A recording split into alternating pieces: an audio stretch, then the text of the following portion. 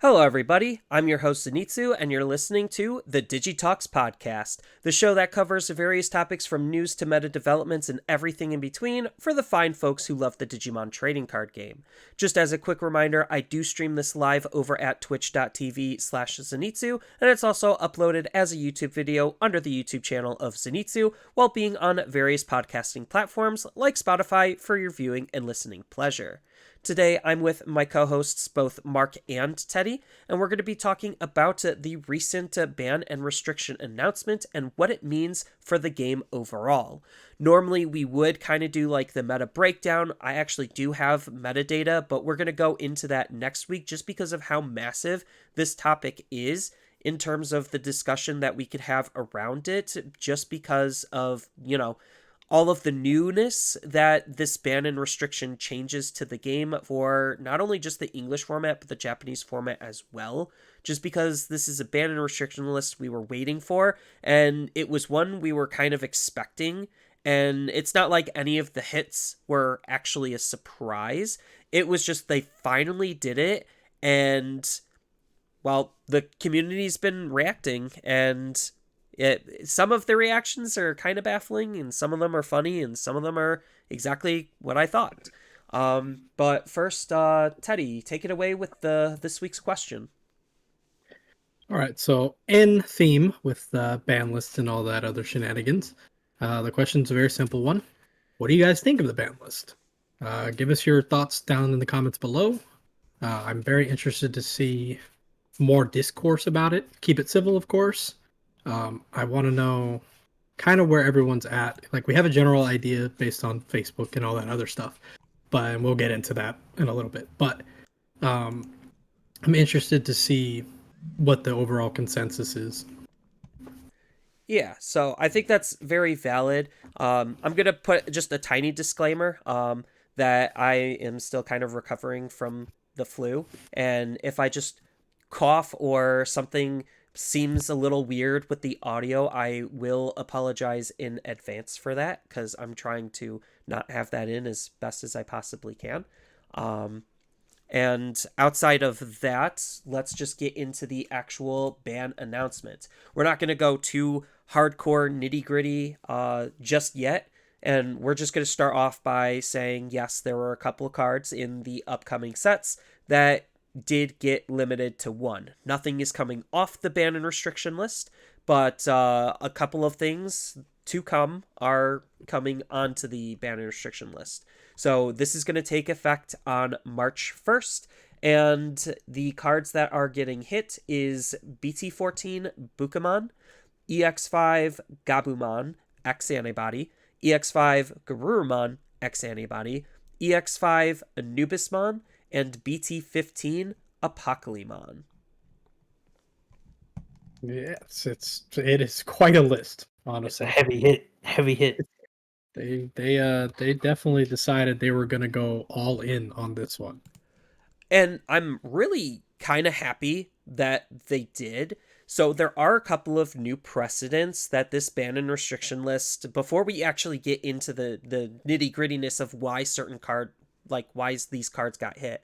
But the fact that Apocalypse is a secret rare in BT15 and it got hit, that really goes to highlight how strong and problematic this card was. I've been saying that for a while. If anyone hasn't been like keeping up with me, I said this card was a ginormous mistake. And well, now here we are having it get limited. Anubismon is the first super rare. It also is a huge design mistake, not as big as Apocalypse, but it still is a incredibly stupid card that got printed. I understand where they were coming from with its design, but it definitely was a card that was a little on the extra pushed side of things and created a lot of unintentional problems. And the fact that we have high rarity cards available to be banned and limited now changes the perception on what is safe and what isn't safe. Yeah, because for a long time they have not touched anything higher than what, rares, I think. Yeah, rares usually. I don't think we've had anything higher than a rare get touched at all. So this is this is a new precedent going for the future on whether or not they go and hit cards. This could maybe they go back and touch cards. Who knows? We don't know. This is definitely a very different mindset change, and I'm interested to see what happens going forward. Because these clearly just were not tested. These were not well tested. These cards were absurdly powerful. I mean, even on this podcast alone, we talked about the Apocalypse Mon and how absurdly strong the individual card itself is, not even including anything else about the card. So it's very interesting to see them finally pull the trigger. And then we also have Bukamon as the first Digitama to get hit on the banner restriction list. That's also something noteworthy too. Yeah, the firsts, a lot of firsts in this ban list, man. Yeah, a lot of firsts. It isn't the first time we've had cards get hit before they were released. Just as a small little timeline, we did have going into BT4, we had Hidden Potential Discovered get hit HPD. before we actually had it in BT3, because our BT3 was fused into Special Booster 1.0 and 1.5, and they were just on rapid fire when releasing those sets. So right when we got BT3 in its entirety with Special Booster 1.5, Hidden Potential got hit because of Sarismon and some other more problematic green stuff coming out down the line. Then in BT7, while we were still in BT6, we had Eismon, good old base Eismon. He got hit because of the Chimeramon interaction in BT8. So we had a lot of these cards were put on delay, or we only had about 2 weeks with them fully legal before the ban and restriction took effect. But the last more recent time was, if I remember, it was Shoutmon X4. Yep. That we had announced before that set came out as well. So it's not like it's uncommon for them to hit cards before they come out in English. No, they've done it before a bunch of times, as you named, I think every instance actually. So it's they're not afraid to do it. So at least you'll have a small period of time where you get to use some of it, I guess. But for the most part, people will most likely be preparing for when it's banned, or I guess limited, because they still haven't done bans yet, except for it's literally just one card, I think. Mega Digimon Fusion. Yep, that's the only card in the game that's banned. So yeah, free Hidden Potential discovered for level 7 Digimon. I'm like, yeah, why? Absurd. Thankfully they were that card lasted way too long still, but besides that point, it is very interesting to see how they go about it, and they've kind of kept with that philosophy for a long time. So this being just a dramatic shift, this is also, I think, the most cards we've had on a singular list. I'm pretty sure. Last time I think it was 5. Was it 5? I thought it was only let me see. So there was Gabumon, Geo, and then Mach, and then Eismon. So that was 4. And then I could swear Savior and Tommy. So those were unlimited. I could swear I should there was say, one with more.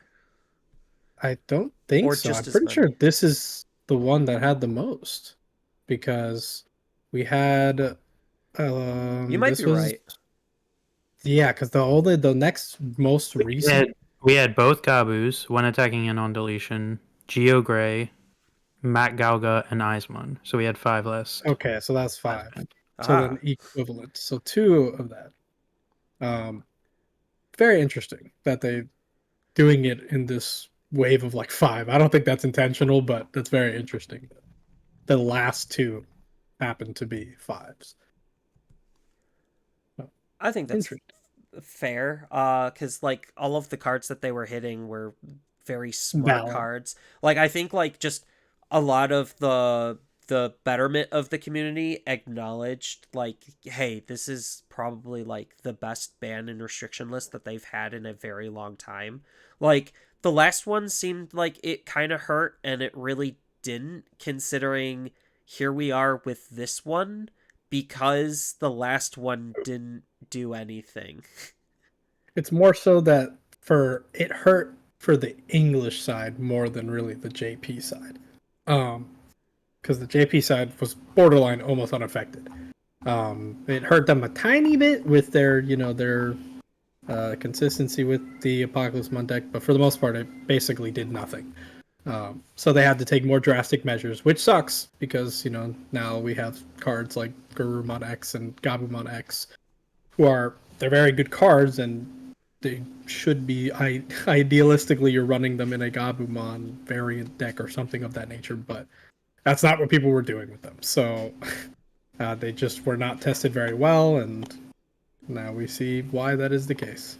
Well, just slight designer insider information, not really insider information. Take this with a ginormous grain of salt, but I know a lot of Japanese card games, especially ran by big companies, they do not actually test their own games. Most of the time, they just hire outsourcing teams. And it's up to the outsourcing team to do all of that testing for them.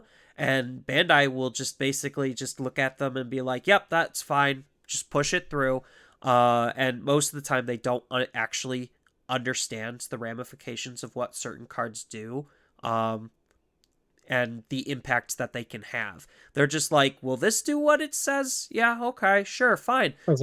I'm like, it does, technically. I'm like, Apocalypse Mon does do what it says, but it has the unintended effect of being able to use any level 6 on play.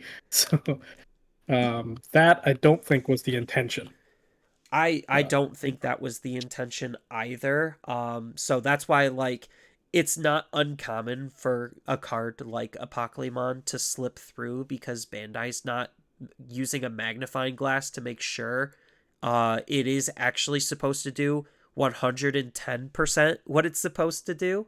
They're just like, is this lore, is the effect good enough to be reminiscent of the lore? Yeah. Is it a good card? Yeah. All right, push it through. I don't actually believe that they do have like an in-house testing team making sure all of this stuff is like on lock and key and perfect. There's no way. There's no way. Yeah, most Japanese games don't do that. And I know this because I used to be in somewhat close relations with I Spy Productions and Force of Will. Just because I it was one of those I knew a guy who knew a guy situations. I was one guy removed from the person who actually was talking to like the lead translator and developer, and he basically spilled the beans on how they were ran, and that's not surprising on how a lot of Japanese card games are ran. It's just from cost-effective reason, most likely. I don't. Oh, it's 100% cost effective. No, from a business perspective, it makes sense. Yeah. From the player perspective, it's like that's really weird that you guys are just pushing stuff out. But yeah, we're used to like the we're used to like the Magic story where it's just like, oh, they have an in-house R&D team. Yeah, most Japanese card games don't have that. Unfortunately, no, they don't. I think Yu-Gi-Oh is big enough where they do, but Yu-Gi-Oh's also dumb enough of a card game where it's just absurdly broken, so nothing actually matters anymore. I was like, yeah, they do, and then at the same time they don't because they just are okay with letting things get powerful, like be too good. Yeah, and then I think Pokemon does, but Pokemon's also a unique situation because it is a global brand, more than just a Japanese card game. I think it's on a different wavelength. Yeah, but that's the big three. Yeah, realistically, yes, most of them probably. That's very interesting to think about. But Yeah, so design mistakes happen, and that leads to things needing to get fixed. Obviously, the last ban and restriction didn't fix the problems that they were looking to, so here is more of a emergency ban and restriction to actually fix the problems, because Bandai noticed the fire was not put out, and it was not stopping, and they needed to stop it. So, going over the actual in-depth bans, Apocalypse. Uh, Basically, they stated that if you're able to send Dark Masters, like enough Dark Masters, into your trash, you don't need to use them a whole lot, and you only need to do it once, because then you just can use Apocalypse repeatedly, because all of the cards that are going into the trash were Dark Masters, and then if Apocalypse dealt with, all of those cards go back into the trash, so it's very easy to play and replay Apocalypse. On top of the fact that, like we mentioned earlier, that you could use not Dark Master cards like Craniumon from BT13 to apply extra effects to make it harder for the opponent to deal with your Apocalypse. And then Apocalypse's mill effect, the fact that he just does it passively for free for doing nothing other than existing on the field, is not fun, and it's not fair gameplay, and it just led to a very uninteresting and unintuitive play environment. So that's the main reasons on why they just axed the card. As far as what Apocalypse actually does, he reduces his play cost by what, 3 for every 4. It's for 4 every for dark everyone. Oh, 4 for every Dark Master? Yeah. So 4 for every Dark Master. Ideally, you're going to have 4. So that means he's going to reduce his 3 cost costs. to be a 3 cost, level 7, with a slew of inheritables from the Dark Masters, because that's how they work. And then he gets to use a on-play ability at the end of the turn and shove a Digimon with an on-play ability that's level 6 underneath it. So you get to just, all right, here's Apocalypse. I'm going to shove end of turn, shove a level 6 under there, most likely Craniumon. It isn't exclusively to Craniumon. Some people were using like Metallic Dramon, and some people were using Magnadramon. Just anything with a good, abusively strong like effect that shuts the opponent down is what they were looking at. And then for every you get to mill 2 cards for every inheritable in his sources. So he's gonna have like 4 inheritables underneath him. So that way he basically just at the end of the turn shoves one in, stalls the opponent, and then mills 8. And in a game like Digimon, when 5 in our security, 5 in our hand, that's already 10 cards gone. So we're working with a 40 card deck.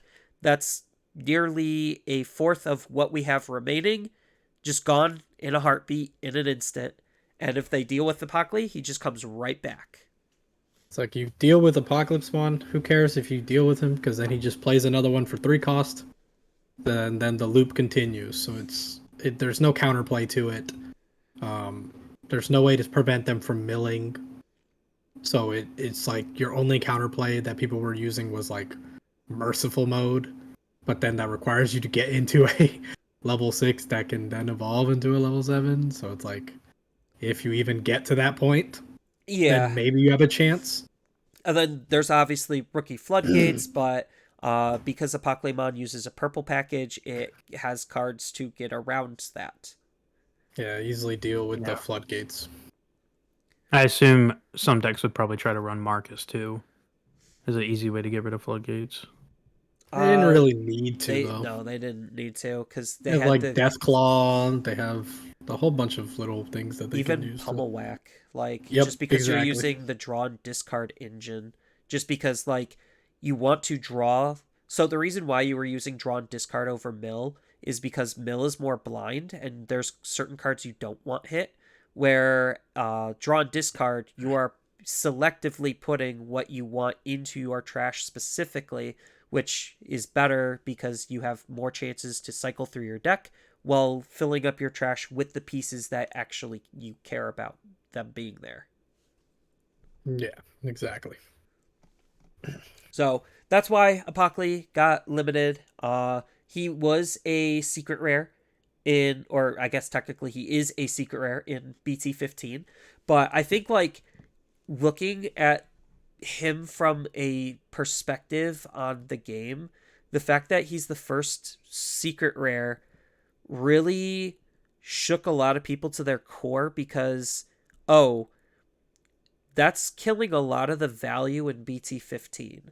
And that's like not necessarily making you want to buy BT15 anymore.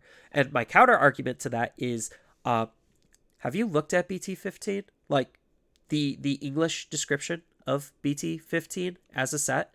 That set is overstuffed and overblown. We also have, I believe, an extra secret rare just because of the LM cards. So yeah, there's still It's gonna plenty. be an awful set. Yeah, there's still plenty of like in quotation marks value in the set, even though Apocalypse did get hit. And it does suck because now all of the Dark Masters now look significantly worse because that's the whole point. I think you could kind of try to build like a Dark Masters Mega Zoo deck and run the one Apocalypse and just run a whole bunch of like other stuff, like other level 7 Digimon that are white for you to use because there's a ton of Omnimons that you can use with it. So like it's still feasible to play Dark Masters outside of Apocalypse. It just isn't that great. Just nowhere near as consistent. But from a marketing standpoint, like yes, it does suck just because we lose a secret rare that was probably going to be about 40 to 50 bucks just because if we look at past trends, something like Rena, she's currently like 40 bucks and she's a playable 4 of, and that Apocalypse just taking that type of a price seems to make sense. So I can see that. I can see it easily getting into the 40, 50, 60 range easily. yeah, and like there was a gag post where some store in Japan discounted Apocalypse to like $3-4. I saw And that. like that's unfortunate, but like I'm okay with that because the card is just that stupid. And it's not like he's the only secret rare in the set. And we've had plenty of sets with like garbage secret rares. Like BT8 was notoriously bad for bad. having trash secrets.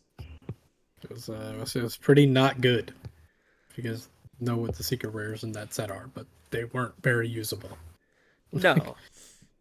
It was Creepymon, and it was Aerial Dramon, Paladin mode, yeah. Paladin mode, which I don't know anyone who's used that guy in a long time, besides me. So, like, we've had sets with bad secrets. Having a set with one bad secret, whoop-de-doo, it's not going to completely wreck the value of the set, considering just how much other stuff is inside of that set as well. I don't know exactly how the pull rates are going to be for BT15. I'm expecting them to be bad because it's an overblown and overbloated set. That's the thing that I think is going to be the worst about that set. I think it's going to be pretty bad to open that set. But just like BT11, because BT11 was kind of bad, like sometimes that actually creates value. So like, okay, if cards are harder to pull because because it is just worse to pull on because you're not going to see what you want more likely than you are, then that causes prices to go up because people still want and need some of those cards. They're just harder to get. So that could actually work in the set's favor. Now, if we go the RBO1 route, where it's so bad and so toxic that nobody wants anything to do with it, then that actually destroys value. So there is a balance, but I don't think that the sales of BT15 are really going to be that bad because Apocalypse got limited to 1. The other thing that people kind of just also don't seem to acknowledge is Bandai already has your money.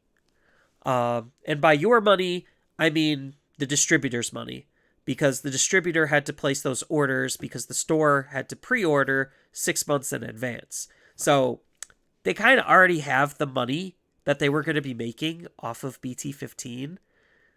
So they're not the ones that are going to be hurting. It's going to be mostly the distributors and the stores, which is going to cause a little bit of distrust, but,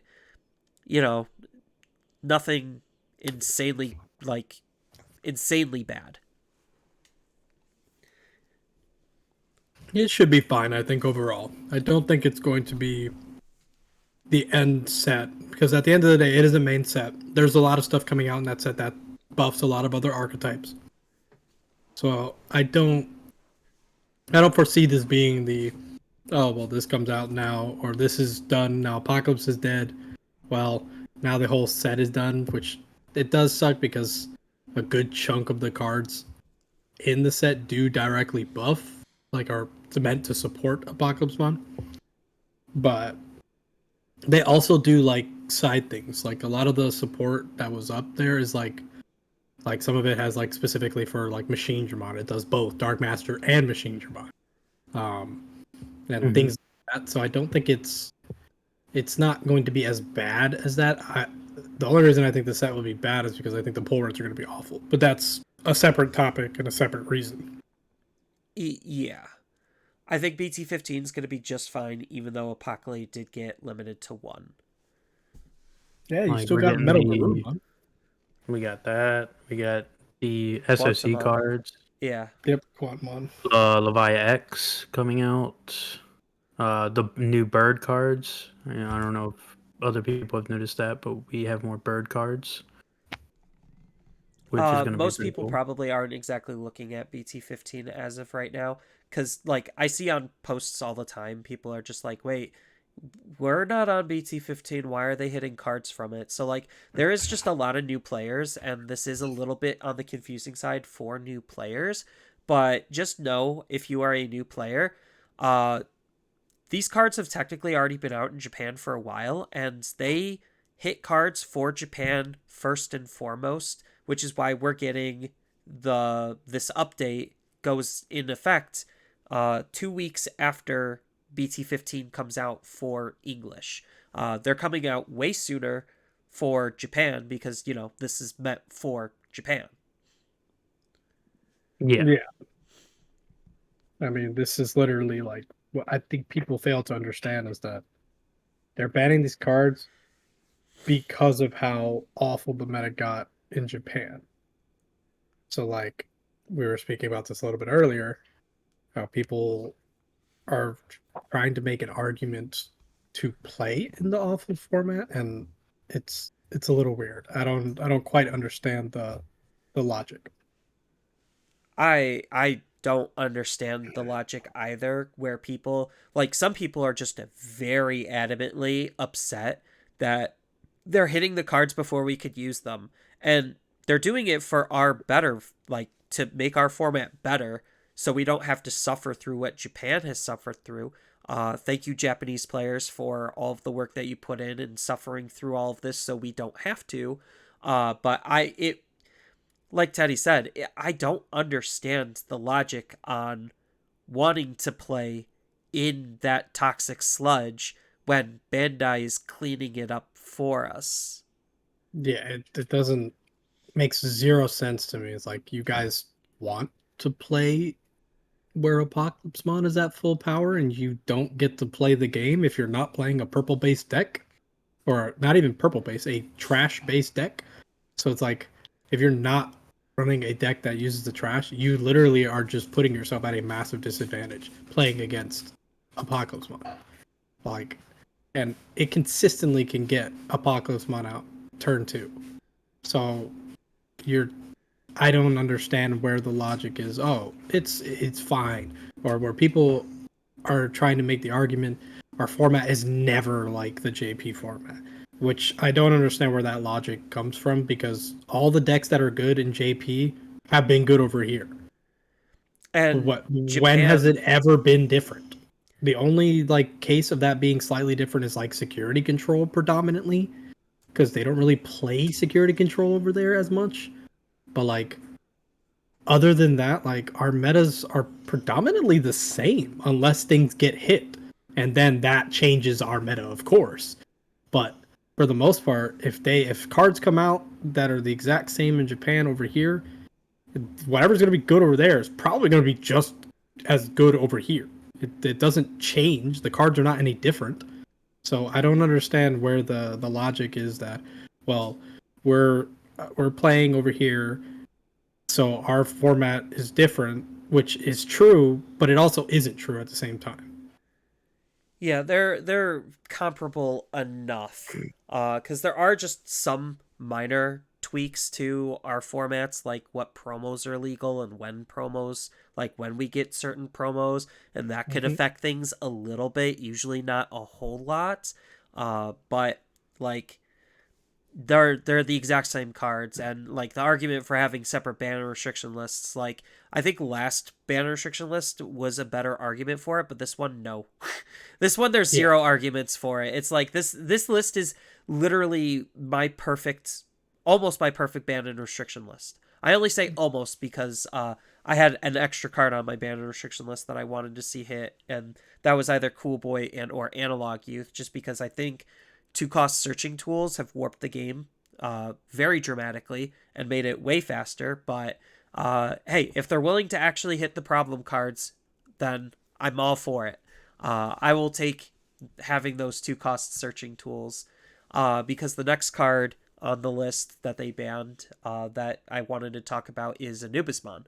So Anubismon basically is just the best purple card they have ever printed, period, when it comes to level 6 purple Digimon.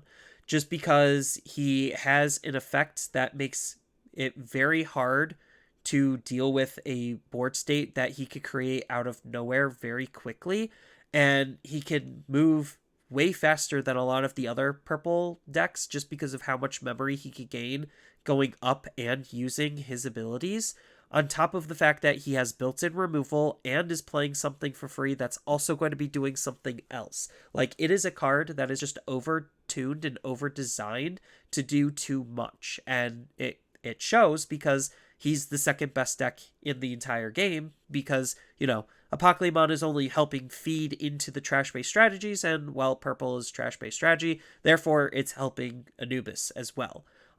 So there's your, Yeah. like, push and pull in terms of what is, like, the dominant kings of the format, because even with Apocalypse getting hit, Anubis still would then be the best deck just because of how fast he moves and how hard he can control the field or spam the field to make it very easy to win. I also heard what was really strong about that deck is people were tagging him Mervamon, which I Yeah. didn't see. I personally haven't seen much detail on how that plays out between the two. So, the way Anubismon reads is his when digivolving ability or his main ability. So you could, if you didn't just digivolve into him and you have Anubismon sitting on the field, you could just use the ability for free, where you trash 3 cards in your hand, and then you get to play a purple Digimon, doesn't matter what level, just a purple Digimon, from your trash, and have its play cost be reduced by 3. Then for every card that you trashed from your hand, which obviously it's going to be 3 cards, you get to reduce it further by an additional 1. So a maximum of a 6 play cost reduction.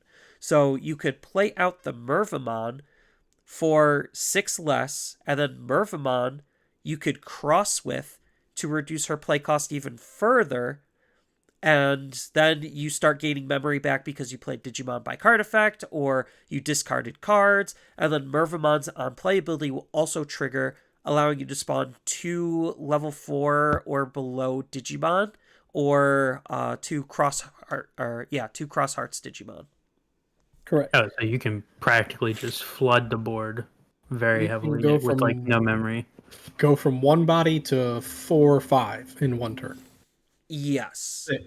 Six bodies Or in what it one sounds turn. like too For is for the zero equivalent of, cost. yeah, for like 1 or 0 to like 2 memory, just because you have to go up into Anubismon. So Absurd. it's pretty absurd how strong of a board state he could like create, and it's not even specifically just Mervamon, because any level 6 Digimon with an on-play ability is something that Anubismon definitely has been looking at. I've seen packages run Leviamon, I've seen packages run Belfmon, I've seen packages obviously run Mervamon. You could even spawn Death X off of this ability too.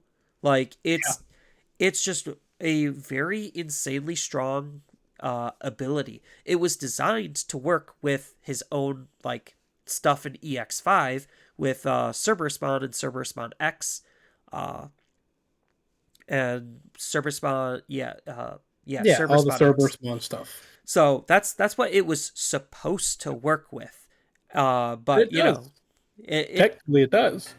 It's just it just the does more. unintended effect of it being generic, saying just play a purple card, and then it not being the when digivolving and main, so you can use it continuously every single turn. Like that's absurd. And then when you play a card, you kill something or draw a card. So you just add extra consistency on top of all the other shenanigans whatever you play does. So it's like it just generates too much value for one singular card. What's Yeah. crazy too is that its deletion or draw effect isn't once per turn, so you can proc it more than once with that Merva. Correct. play. Exactly correct. Yeah, It is beyond broken. in my initial ban and restriction like predictions, I knew something from Anubis was gonna get hit. I didn't think that they would actually hit Anubismon, which is why I said like, oh, Mervamon is probably the most likely ban, and if they're not gonna do Mervamon, maybe Ignitemon. Ignitemon really wasn't like doing much of anything, but just being a card to help generate extra memory, it really didn't matter. They had replacements for it, but I was about to say there's like 2 or 3 other cards that do the same thing. yeah. Um, but I'm actually very glad that they decided to hit Anubismon. As far as what it means for his deck, as far as the deck based around Anubismon and abusing him, that's probably dead in the water. And it's going to probably transition to be what Mervamon used to be in like BT11, BT12 era. So like you just have a lot more tools to think about utilizing in a Merva style deck, but like I see that as the natural transition to what the Anubis deck was trying to do. Yeah, and then you could just tack in the Anubis for extra shenanigans. So it makes sense. I think that logic tracks pretty hard actually. Yeah, because But just procking off that play one time with the one Anubis is still a big game-changing move for any match. yeah. And you could also tech Anubis into those Demon Lord decks as well. Like you could run the one Anubismon in Belfmon just because you could try using what's his face? Uh God, I'm blanking on his name. What's the level 5 in not Gizumon. Astamon Yeah, Astamon. Yeah. You could use Anubis.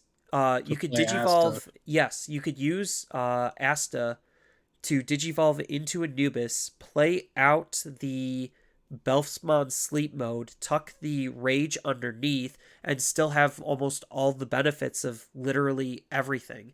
You just now have an extra body that you used. Exactly, and then once per turn, if they don't remove the Anubismon, you can do it again. You also get to remove something or draw a card. So it is just strong. No matter where you put this, even at 1, I still think the card is insanely strong. Yeah. And I'm just really glad that they actually hit the problem card instead of a lot of the enablers. Like that's been the whole theme of this whole ban and restriction is hit the problem, not the enablers. Let's stop dancing around the problem, beating around the bush, and let's actually fix the problem. And it just makes me so happy because even though I'm a huge Garurumon stan and I love Garurumon, seeing both Gabumon X antibody from EX5 and Gurumon X antibody from EX5 get hit did kind of hurt my soul, but at the same time, Greymon had it. Yeah, it's understandable, and Greymon had it. Like, Gabumon is more of an interesting card because I think this one was not on people's radar as much. It definitely wasn't on mine, considering everyone knew that Garurumon X was the card to hit. Like, he Yeah, I was just didn't the think card. Gabumon would get touched. Like, I gotta reevaluate this card because I don't think it's. I mean, it's fine. I think it's I guess because it gives you because, the protection, maybe. yeah, it's partially because of the stacking of protections with Garurumon X antibody, and the fact that it is just part of the Garuru package, just made it another easy card to get hit. And, like, it really is just killing the idea of the Garurumon package for any other purple deck. And I'm okay with that, just because in the Gabumon deck or the Garurumon deck, we still have the old X antibodies to work with also, so it's not like it's that big of a deal. It's just the amount of cycling Gurumon does on his X antibody stuff, on top of the extra amount of like tempo and just resource generation, is like borderline absurd. Yeah, it is just way too much. Like, way too much value off just 2, 3 cards. Like, that is insane. Because I I mean, think like if you do all of the like draw evolution and It's then like draw and 8 to 9 discard, cards. yeah, it's like it's like draw 10, discard like 6. It's so stupid. It basically invalidates the idea of it being inconsistent. Like, there's no consistency problems ever. Like, and that's what, like, funnily enough, like, if uh the producer even says, like, in his like producer letter, I don't know if you guys read that, um how he went a little, the producer of the card game went a little bit more in depth with the cards and why they wanted to update the ban and restricted list. um and they go into a bit more detail as to why those cards were hit and things like that. And it makes sense. Like, every reason they say, I'm glad that they did this, because you could just be like, oh, well, Apocalypse Month's hit, so then the Gurumon stuff doesn't need to be touched. It was like, no, that's not the case at all. Because Gurumon invalidates, like, these 2 cards invalidate a lot of strategies. Like, these 2 cards invalidate so many purple cards that it's like, why would I run any of these other purple cards when I could just run Gurumon base and just cycle through a third of my deck in 2 turns? It's not even just exclusively to purple, because Even blue blue. started to use Yeah, it even too, blue. where it's Yeah. just like people were getting the idea of like, oh, I could just use this inside of all force and then just have a easy way to set up all force, just Exactly. as another example. And who knows what other decks this could have eventually leaked into. They were just too strong, too generically strong of cards, that it just had to happen. It sucks because I would have liked to be able to throw this together and play into a Garurumon deck, focused, and that the intention, what it was there for. But I am not mad at all that the cards are gone. um, I guess I'll just have to enjoy the one-offs and hope that I hit them, At just like least I for do with my Garurumon. Greymon decks. Just like I do with my Greymon X. That same exact thing. Yeah, and like at least that's for Garurumon, and I'm kind of glad that they at least acknowledged like, yeah, these cards were just really strong, that they were just harming other colors, as like other colors and other decks as a whole, by cannibalizing possible ideas, just because of like just the sheer stupidity on how much they could cycle, and then the fact that you have the body left over on top of Exactly. like all of the extra resources that you could have had to use with them is just extra stupid. Like, I know the protection also makes it very, very difficult, just because like, oh, Garurumon X could use the protection off of Gabumon X, and therein lies part of the problem, because you could end off on Garurumon X and still be able to aggress with the card, and it's still hard to remove because it has that built-in protection. Anything like Gurumon base that's even higher, now you have to basically kill it 3 times over. Yeah, at least 3 times over, in Hmm. order to actually get rid of the card, which is crazy. It is beyond absurd. Like, I mean, if your producer has to write a whole note about these cards, that probably tells you that they probably weren't good to begin with. Well, I mean, they're good. They're just not Well, what healthy. I mean is, Yeah. they're not good Good for for the the game. game state. Uh, But it's the same reason, for the last ban list why they hit Eismon and the two Gabumons. It's the same exact reason where why would you run anything else before these cards came out? You would only run in most purple decks, if not all of them, Eismon and Gabumon. And that was your best way of drawing and trashing in purple decks. Yeah, and it seems like a lot of people in the last banner restriction were crying that purple got hit, and then probably are now especially crying that purple keeps getting hit. But I just want to point out that purple has actually been a slow building problem for a very long time.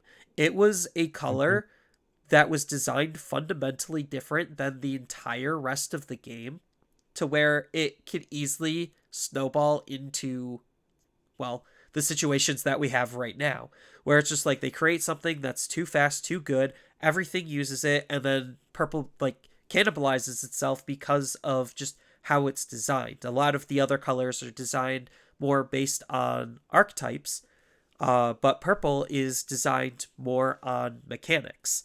So anything that allows you to use the mechanics faster than another is going to be better than whatever in archetype stuff you're going to be running, which is exactly what was happening here.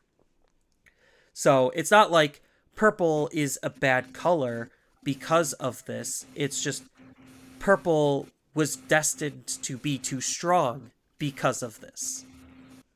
Exactly. Yeah, it's just been building up for a long period of time. And all it takes, I mean, purple has always been that way, where all it takes is one push, and then out of nowhere they're absurd. I mean, look at Eismon. Eismon was a perfect example of that, where just mill play a body for free, then Chimeramon go into a level 6, or just use the Chimeramon to swing for free hits. Like it has always consistently been a problem color. Like I mean, what is it? Calling from Darkness. Like Yeah. Calling there's from just a whole Darkness. bunch of cards. Even Impmon, like it, just Mm-hmm. the existence of the EX2 Impmon just makes it hard for them to even want to print any cards that have good mill effects or more mill triggers, because now it's competing with that, and if that's always going to be the best option because it fills up the trash even more, just to trigger more mill triggers, like therein lies the problem. It's just like the mechanics make certain things just too good that have been printed. I think they've just put themselves in a bad spot with the color. Just they haven't gotten the idea that milling is just too good in this kind of a game. Like whenever you're able to just be like manipulate your deck to the level that you're able to, it becomes consistent. That's just not good. Like you should never it should never get to that point.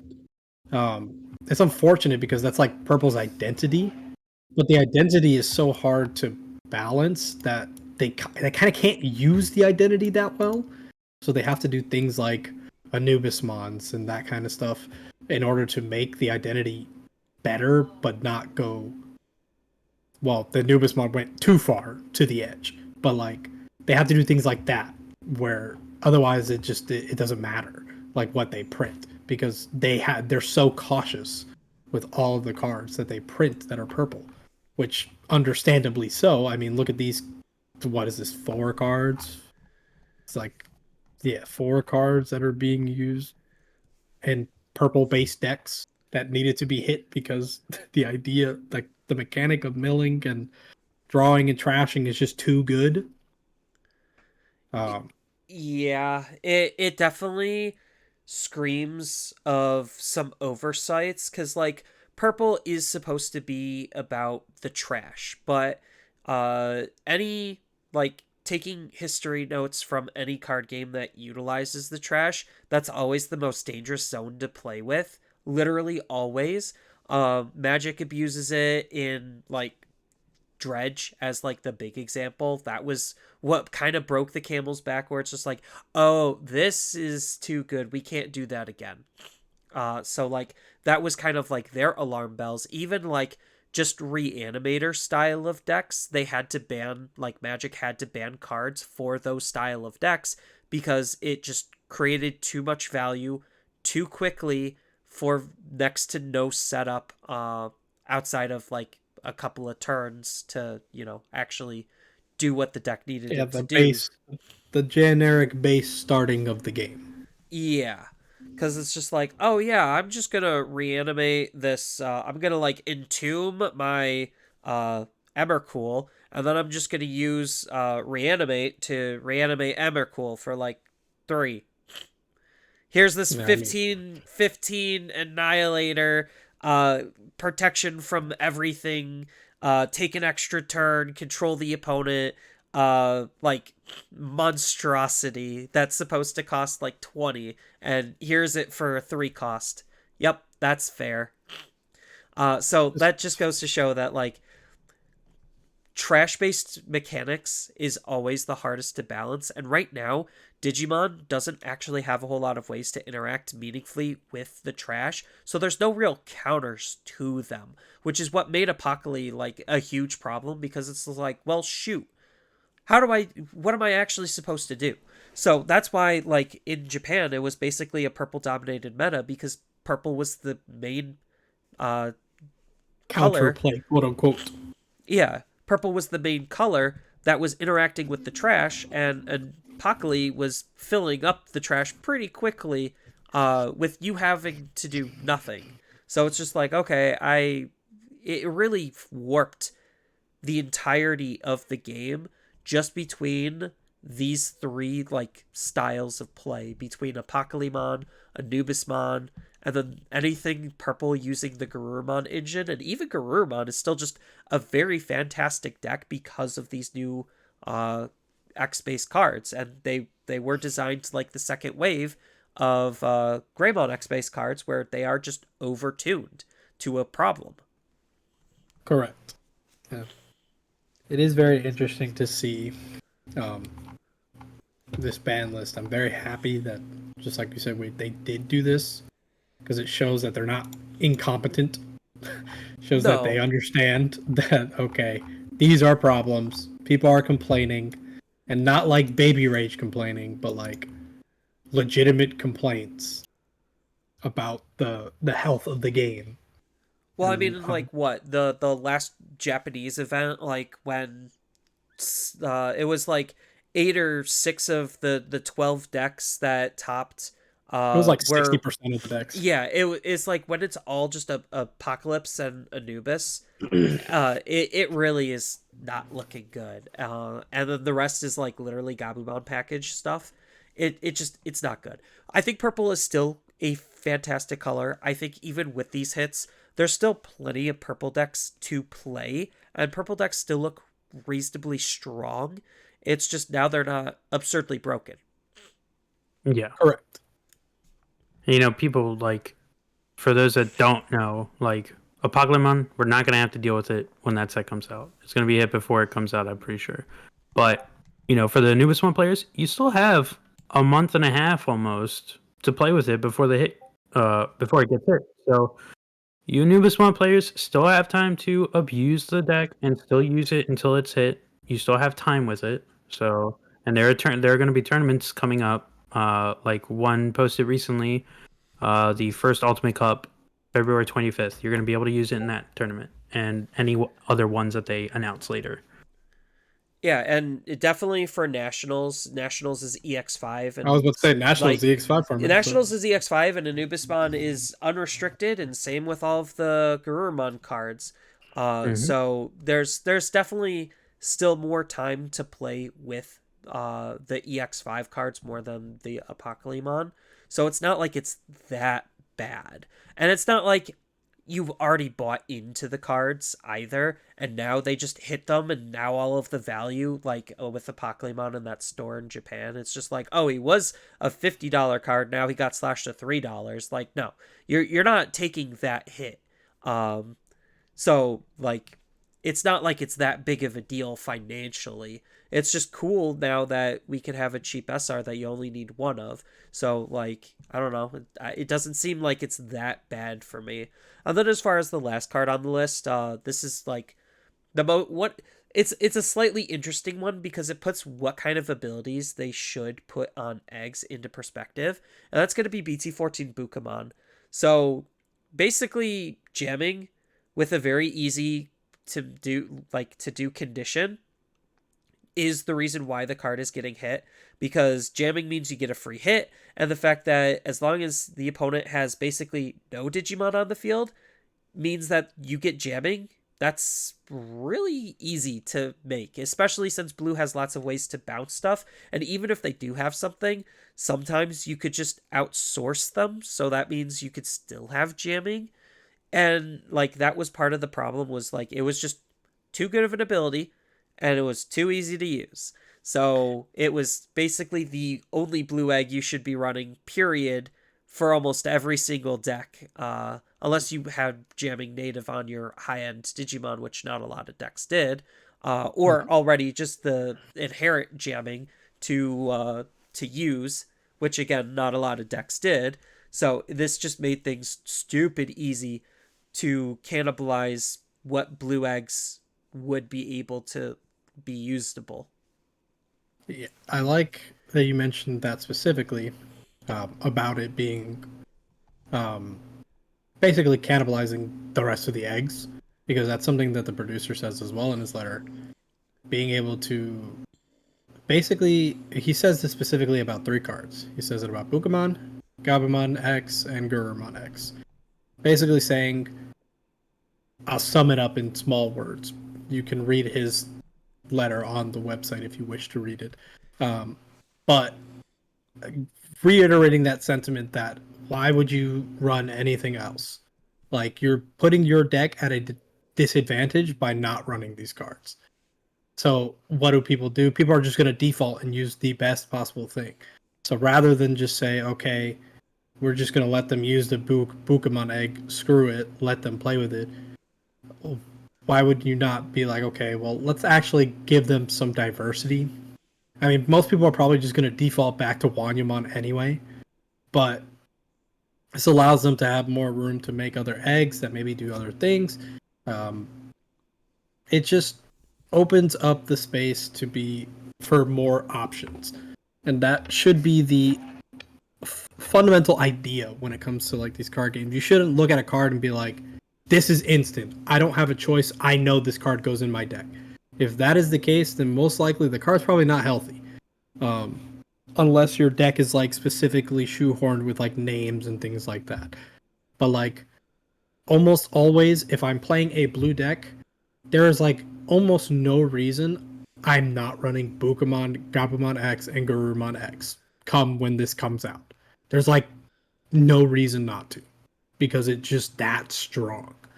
So, and once your card gets to that point, it's not healthy and it's not good for the overall landscape of decks, because now you're saying, okay, what is that? That's 4, 8. That's 8 cards out of a 50 card deck that are just gone. I know those have to be, because those are the strongest option. It does not matter what the deck is, these cards can go in. And that realistically, or ideally I should say, shouldn't be the case. You should look at the wider pool of cards and be like, okay, well now I have options here, here, and here. Not, okay, I have to use these because I'm putting my deck at a detriment if I don't. Yeah. And that is like the reason why these are getting hit, is because of like I like using the word cannibalization, because that's exactly what it does. Like there is no reason not to. And like it really starts to think like where, like obviously they have to push certain boundaries in order to understand where the boundaries are to begin with. And I definitely think like a lot of these cards, because all of these cards are newer cards, these aren't older cards, these are all brand spanking new cards. I think they were just trying to push the boundaries a little too much. Like it's not uncommon for a set to just be the power creep set. It's not uncommon for that to happen. BT14 definitely is not a power creep set as a whole. I think BT15 is more of a power creep set, but and I think EX5 is more of a power creep set. And usually it's not good to have two power creep sets back to back because then that like really pushes things extra forward, which is the unfortunate thing on what happened here.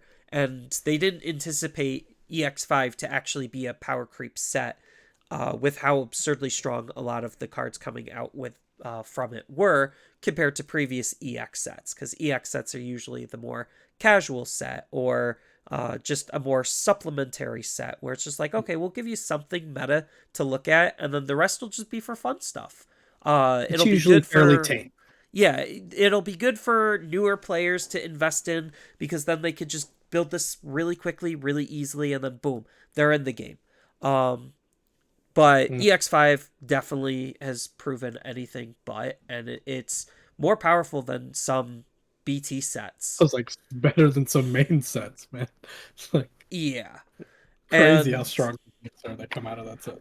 and part of the problem is like I was looking at BT16 spoilers and I was just sitting there and I'm just like, this can't beat Apocalypse. This can't beat Apocalypse. This can't beat Apocalypse. The set is garbage because nothing can beat Apocalypse. And like when you're sitting there and you're having that type of a thought where it's just like Bad. nothing, yeah, that's bad. That's what destroys future sales. So like even though they're slightly hindering the potential for stores and distributor to be able to sell EX5 and BT15, more BT15 than EX5, because EX5 Nationals, it's going to do just fine. That's not going to impact anything at Yeah. all. But like when you're losing future sales rather than current sales, that's the bigger issue. Like when you can't say you should buy this product because it's cool, when Apocalypse is coming in and is saying no, nothing is relevant in that because I exist. That's where the red flags are going to start coming from, and I think they realized that real quickly with just how good Apocalypse was and how he was performing. And even like without again the Apocalypse, it's just like Double Typhoon isn't better than Anubis. Are you kidding me? Double Typhoon is good. That's It's which just is not. laughable. It's just not Anubis good. And it's just like Like there then becomes your problem still, where it's just like, okay, remove Apocalypse from the equation. How does everything else look? Still pretty bad because Anubis just dominates everything else. So like it. That's when you have to really stop and you have to think like from a game design standpoint, like in the game marketing standpoint, like shoot, how are we going to sell this stuff when they don't need it? And therein lies the problem. Like I'm sure it would sell just fine, but they could sell better just because you put more agency on it because of the bans. Because now without Apocalypse, oh shoot, now I actually care about looking at these cards. Whereas before, I wouldn't have even thought twice because I don't need to. all I know is before this list, I was 100% buying singles for 16. Yeah.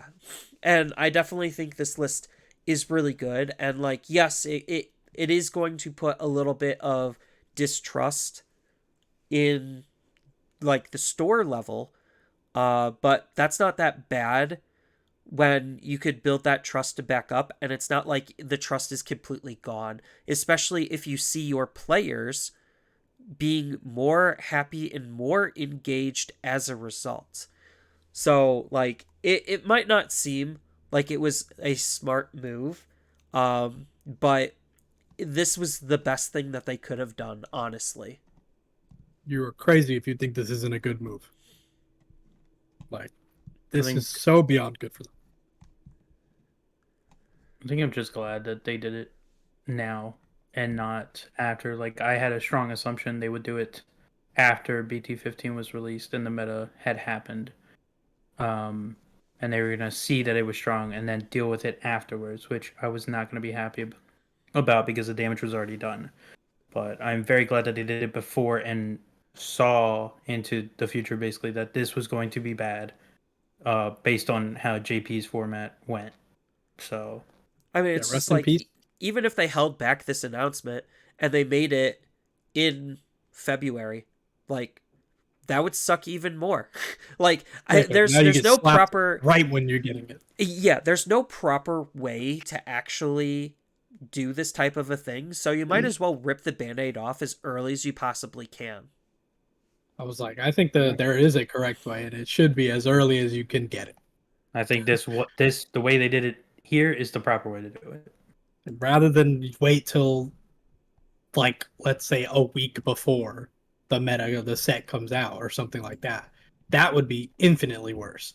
Because now people are investing money into the sets and things like that, and pre-releases happen and all that other jazz, and then people bought and they're excited to get into it. Or I mean, some people I guess are excited to would have been excited from the way that the Facebook is. Some people were so excited to play Apocalypse Month, um, which you are allowed to be excited to it, because if Apocalypse Month is a cool Digimon, I was excited for the card to come out, but I was not excited when I saw the effect, and I was like, wow, this is not going to be fun to play against.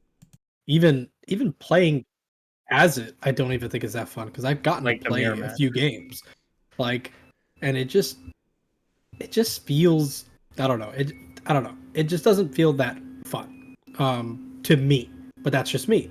There are people that love that style of just taking away your opponent's game, um, and that's like it's your prerogative. You're allowed to play and like whatever you like. Um, I just don't see why people are like, wow, so my fun is ruined over the mass majority, because the majority is not going to have fun. Like, it's shown already in JP. The Yeah, majority is not having fun.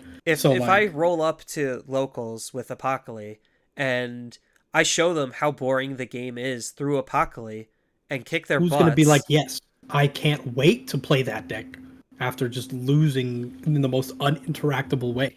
How does that look for like a newer player coming in? Like, yeah. it's just this looks awful. So I don't understand the logics and that other stuff. I guess I don't have to be fair. Um, we really don't have to understand, and they can be angry and upset all they want, but they're already hit.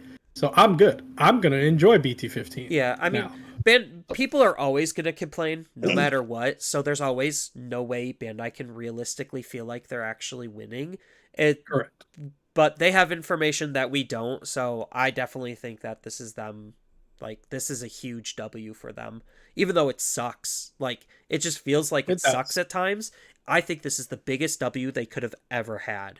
Like this gets me more excited for BT15 because Heck now I yes. get to see what else is possible, what else is viable, what you know, what actually is going to be coming from this change in an environment where I don't have a whole lot of information for. I mean, we could still gauge some information, but the entire format isn't going to be warped and skewed as hard as it was over in Japan. And I'm definitely very thankful for that because a lot of people are just like, well, the game's already solved because I could just look at Japanese data. Well, sometimes situations like this happen where you can't. I was like, that's true to an extent, not fully true. Like that's not the full picture.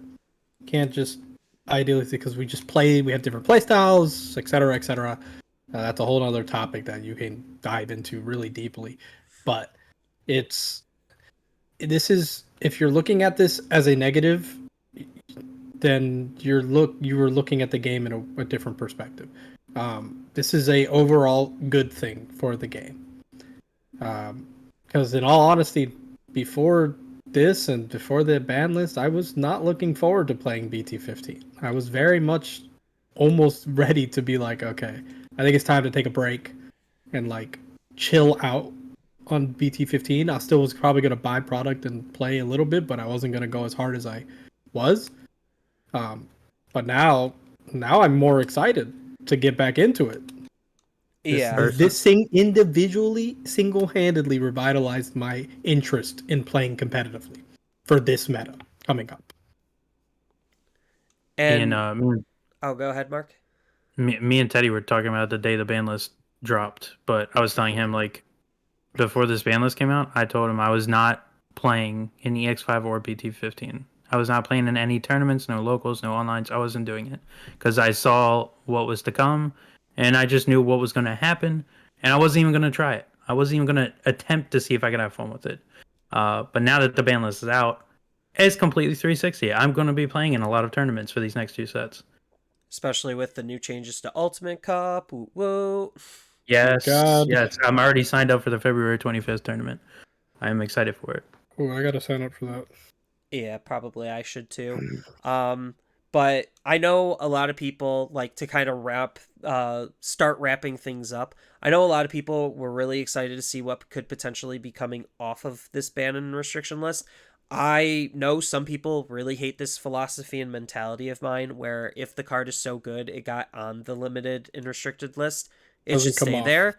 Um, but like I do see some fluidity, like some validation on why certain cards could come off. Like could Eismon scatter mode come back? Sure. Is that the best idea? I don't know. It's probably safer just to leave it as is. And that's kind of like usually like this comes from like when I used to run my own ban and restriction list for Argent Saga when I was working on that. We had to make some very hard and tough decisions when it came to hitting and limiting certain cards. Because we knew how, one, the community would react, and two, what would be the results of it through some internal testing. So we had to be very careful about what we wanted and hit and to come back. So I definitely think there is room for some things to come back. It's just I don't necessarily see a need for, everything to come back. There's not anything specifically I want to see come back, just because a lot of the problems that they have stated with the game are kind of still true, where most of them are either just accelerating things too quickly or just inherently eating up design space and are not healthy for the game. And I don't necessarily think we have a whole lot of those Tommies and a whole lot of the Savior Hawks where they reasonably could come back. Because if you look at the descriptions for Tommy and Savior Hawk, they're not necessarily a speed issue compared to a lot of the other cards. That they are more just these were overperforming for the time that they are currently legal, therefore they are banned. Or not really banned, limited. And I don't necessarily see anything on the list that's fitting that description still. So I don't necessarily care if anything comes off. Like, I don't want to see anything come off that we currently have. So is there anything Yeah. that you guys would personally want to see come off, or like just, or are you fine just having things the way they are? I'll let you go first, Zach. I've looked at the list. Um, I think during the last ban list that we got, and aside from the Savior and the Tommy that came off, I think everything else should still stay on it. And for the reasons that they were put on it, I think they'll. There's never going to be a time where I think they should come off. Like example, the Blossomon. You could basically go into a level 5 for free with itself. I just think going into level 5 for free with in green, where green is already naturally uh, cost effective when digivolving, this should be staying on the list permanently. I don't think there should ever be a time, and if they ever make anything that's better than this, I think that card should also end up being hit too. Like where Garuru, I'm not too familiar with the Where Garuru line, and its intricacies, It was but the OTK-ness. yeah, I could see that potentially coming off in the future. As of right now, not really, but I could see it in the future coming off. But aside from other else like Greymon X, yeah, that's pretty self-explanatory on why. That's just a crazy cost-effective card for the Greymon line that Greymon does not need because it's already incredibly strong for what it is. Uh, Calling from Darkness, we know once Murva came out and the loop was invented, that card needed to be hit. A lot of people like Teddy himself thought that card should have been hit a long time ago, and I see why. It only got hit at the time because the issue had finally come to fruition. What about you, Teddy? For me, for only the reason of chaos, I would love to see Jet Sophie come back, even though I know it should never come back. Um, just because it invalidates so many yellow archetypes, basically. But other than that card, I think I'm fine with just about everything else. Honestly, I just like there isn't really anything else that nothing on the list to me. Like as I'm looking through this, am I like, yeah, that makes sense to come off? No, I think everything is pretty valid. I could see maybe like I don't actually know. I don't really want any of these to come off, to be 100% honest. Like the That's more I my look at thought. these cards, I'm like, I don't want Grand Kuwagamon back. I don't want Sunrise Buster. I don't want Doru Greymon back. I definitely don't want Shoutmon X4 back. All right, the only card I'm gonna change my answer. The only card I'm okay with coming back is probably the BT2 Gabumon. Um, See, I was looking at that and I was like, I'm probably okay with it coming back, just because Eismon is gone. So I don't think it's as bad. I could see also more on top of that, just the Gabu, like because it's not I drawing. don't know about that. Well, I so, don't know about like, the first Gabu- one. The starter deck one, I don't think can come back. no, the starter deck one cannot come back, which is why, like, out of anything, I think the card that I would want come back if it were to would be the BT2 one, because it's just like, okay, on delete in purple, Garurumon, not good enough. You're already not doing anything there. So it's just like, fine, you could use it for the Gabumon name, and then if it gets deleted, sure, fine, you could have the cycling, whatever. Yeah. And then, like you said, Icebond is kind of gone, so there's not that many cards that could abuse it. It's just like, what, you're gonna use Dark Lizardmon or is it Yeah, Soulmon Dark in BT15 or Yes, so Solmon, yeah. yeah? So Yeah, like we all know. you have Soulmon in BT15 and Dark Lizardmon. It's just like, And they're infinitely worse than yeah, Eismon. it's just like, okay, fine, whatever, sure. Where it, I think like BT2 Gabumon coming back would be more like just throwing purple a bone a little bit. I still think it can be problematic because nothing else does what it does, and it's that way for a reason. Mm-hmm. But I think if anything, like I would rather have that back than Jet Sylphie, because Jet Sylphie would go back to cannibalizing yellow, because that's what it did the first time. It's just like, yeah, so I'm still just the best yellow stuff, and the fact that yellow hybrids can still outperform. Just print me another Jet Selfie, then, please. Give me another one. I want to play Yellow Hybrid so bad. You can just stop No, playing I want Jet Sylphie. Sylphie. I want don't think- another Jet Sylphie, man. I think Eismon Scatter Mode could come off as long as it just didn't have its Nope, jam. I don't Because want it. we all know Eismon Scatter Mode had jamming, and that was what made it broken. No. I mean, No, I don't care. You can have your jamming Eismon. I don't care. I don't want it. I don't want it back. like I was also thinking about Icebond coming back because of Icemon Scatter Mode, but like because No, both of I them think are there's hit. too But many I think that's still kind of playing with fire still. Too many ways to play bodies for free, especially level 4 and lower. I don't think that would be very Eddie, you good. said the same shit, and then we got in that conversation about it. And Yeah, then you because were then like, oh, you wait, just never need to mind. see the one Icemon Scatter Mode in your trash, or like the other problem is if they print another Icemon Scatter Mode.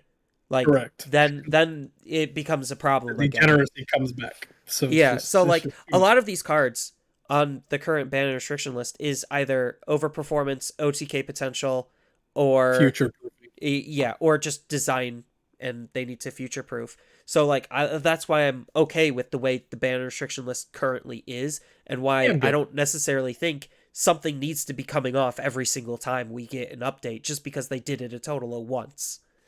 Yeah, I don't think we need to take anything off. Even though I would like Jet Sophie back, I don't think we need it. 'Cause, like- none of these cards should Because come if off. if Savior definitely was staying on the list, I would probably be okay if they just took Soul Lugamon, because we're getting another one in what, BT Yeah, I was about 16. to say. So it's just like, Yes. okay, if they decide to just let Savior like stay on the list, hit Soul because he's doing basically the exact same thing, Same exact. and then I have another Soul coming. Sure, fine, whatever. But they decided to do the inverse, where it's just like, oh, Soul exists, therefore Savior Huck can exist again, and Jesmon has its inherent problems, so it's fine, and I mean, it it's a fair was, reason. yeah. So I think like the cards that did come off were smart, and I don't think anything else needs to come off at this point. I agree. I agree pretty wholeheartedly. The only reason I even say Jet Sylvie is just because I want chaos. But other than that, I'm perfectly fine with everything on this list at the current moment. I can't see a reasoning as to why any of these cards should be off the list. No. And I mean, then go ahead, Mark.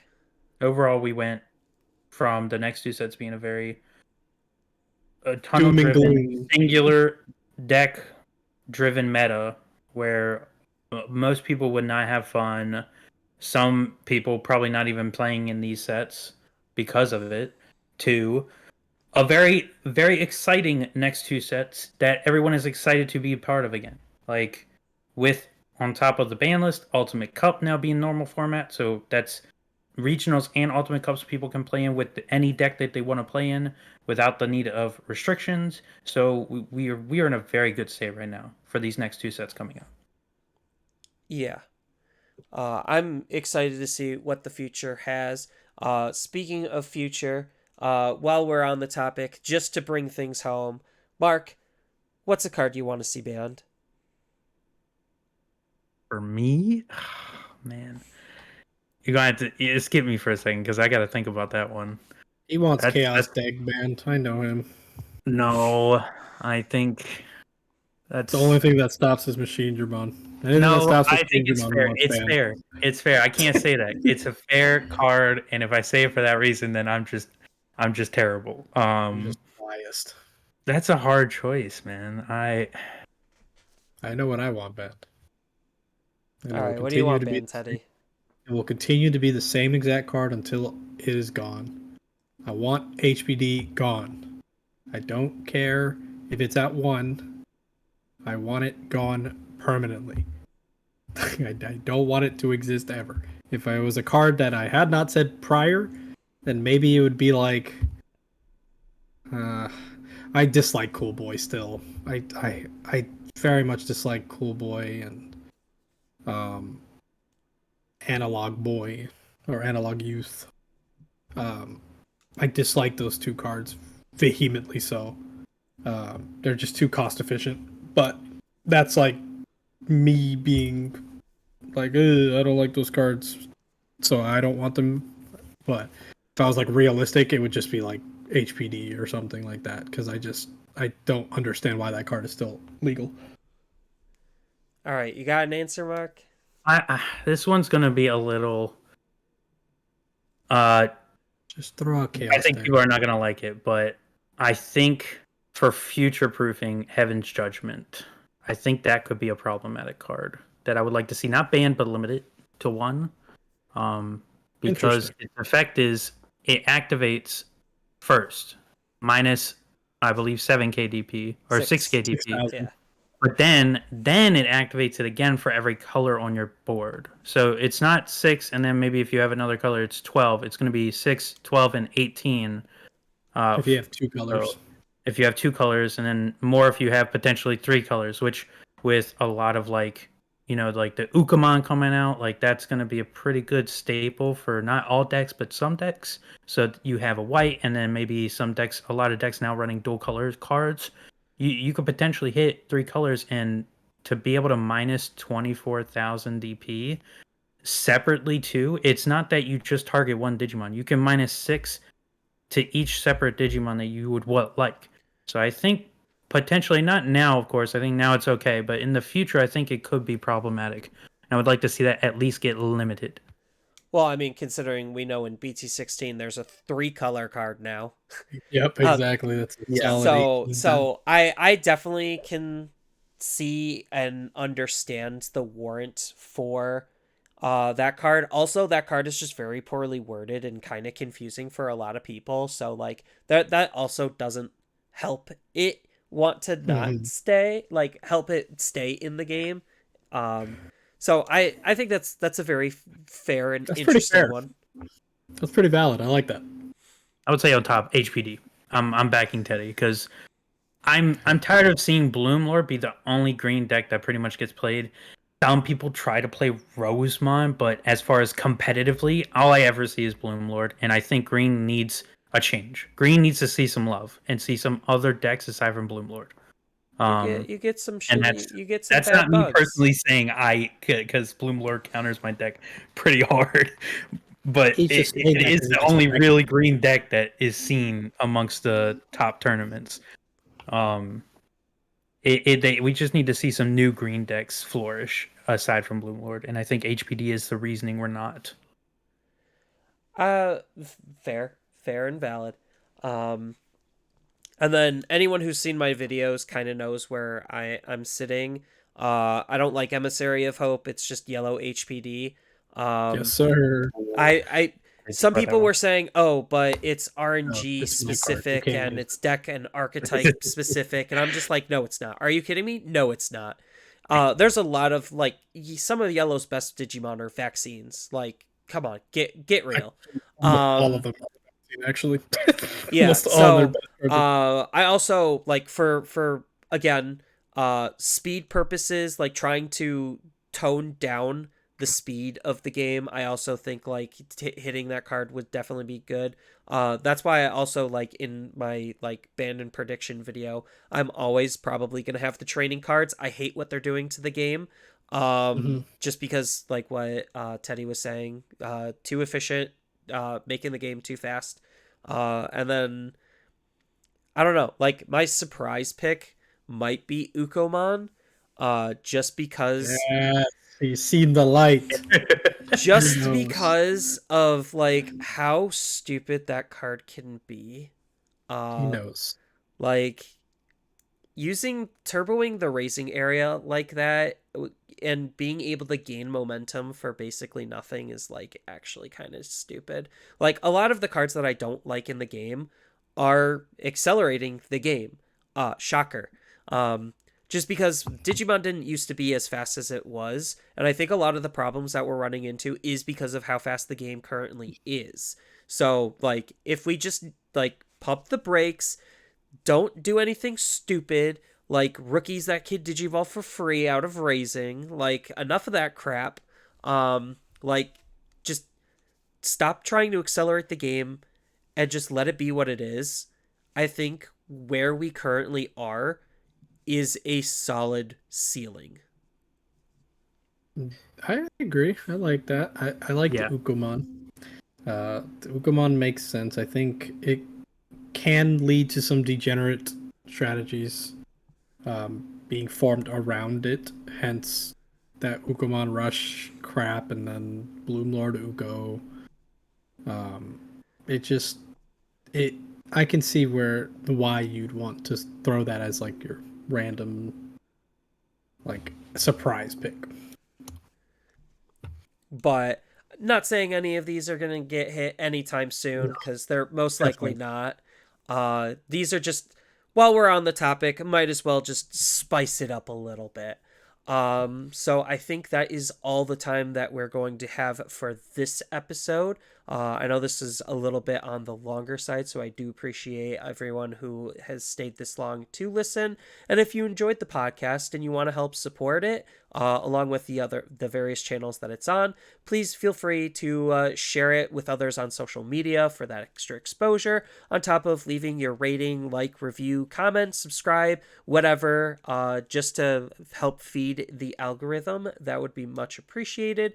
And I want to take this time to say thank you all again for listening, and we will see you next time.